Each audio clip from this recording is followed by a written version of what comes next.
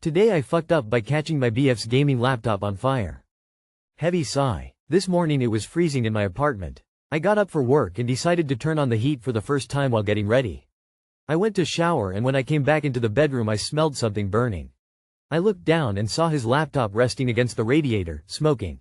He had been playing games in bed last night and I guess set it on the floor when he was done. It had still been too warm to put on the heat before, so I assume last night he did not think the radiator would be on. I immediately picked it up and it folded like a macaroni noodle, loudly crying. For a visual, when we saw it smoking, it was very similar to The Sims when they catch the stove on fire and stand around it freaking out. I feel so bad, but he took it well. I am going to get a replacement tomorrow for him. Too long did not read. I fucked up by accidentally turning my BF's laptop into a macaroni noodle. Check with him before buying anything. To you, it's a foo. To him, it's a reason to buy a new gaming laptop. Might be worth seeing if you can make an insurance claim on it, depending on your situation. As you said, it is your apartment. I guess both of you have their own place? In Germany, that would mean your liability insurance would cover for it. I want to know why your radiator got so hot. Mine get a little over 100 F. Hot enough to give you a slight burn but not hot enough to melt plastic. Yeah, I think the FU was whoever put it down on the radiator. Definitely more a shit happens than a foo, but I'm glad it was just a laptop that suffered. I am sorry, but are your radiators heated by molten magma? How hot do they get? Today I fucked up by accidentally joining a parade on my way home from the store. I was just trying to get home from the grocery store, but there were roadblocks everywhere.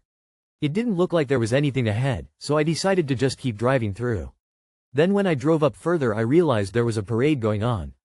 It looked like it was ending though and I thought I saw another car, so I kept driving. Well, that car ended up being a float, and I tried to reverse out of there but somehow another float ended up behind me. So I got stuck in the middle of the parade. There were so many people and I clearly did not belong. Like there were all these floats throwing out candy, then there was just me dying in my car.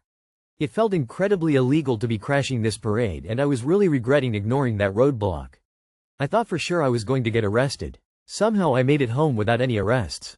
But definitely won't be making that mistake again. Longest drive home of my life. Too long did not read. Don't ignore roadblocks. You could end up crashing a parade. My brother was driving me, in full wedding gown, to my wedding on a Saturday in Toronto. We were running right on time. But at the end of our street a cop was standing blocking our exit. I look left and see a parade heading our way. I reach over and bash the horn, but the cop doesn't turn around and just raises his hand to say wait. Then I lean on the horn. The cop turns around looking annoyed, and sees a raging bride in the front seat of the car yelling and pointing at the road and the parade. He suddenly starts waving at us to go before the parade cuts us off, and we managed to get out and on our way to the wedding on time. That cop knew just how close he was to death that day. I was once participating in a solar car race through the US and Canada. When we got to Winnipeg, there was a big parade blocking the race route. The rules were very clear that the route must not be deviated from. So, we chatted with a nearby organizer, then inserted our caravan into the parade. Eventually, the race route diverged from the parade route. When we tried to turn, half a dozen people started frantically waving and shouting that we were going the wrong way. You absolute stupid idiot. This is absolutely something that would happen to me. Tears of joy, tears of joy, tears of joy. I hope you waved and beeped like you belonged there. Oh, I did that, too. Driving through an unfamiliar small town on 4th of July once. Turned a corner and found myself in the middle of the parade. I smiled and waved and my crabby, mortified, now boyfriend demanded that I stop it. I laughed and drove out of the parade. It's a good memory.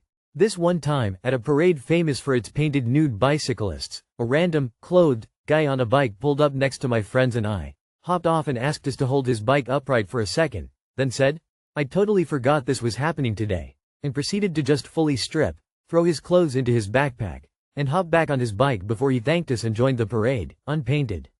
Honestly, I loved that I got to witness that. Lol, it's an event full of non-sexual public nudity, so it wasn't like he was being inappropriate or flashing anybody who wasn't okay with seeing a penis, and the way he was just significant other excited to join the parade. I was just jazzed for him, you know? Like, oh fuck, hell yeah dude, have fun. Fuck it, roll that window down and start waving. Act like you belong.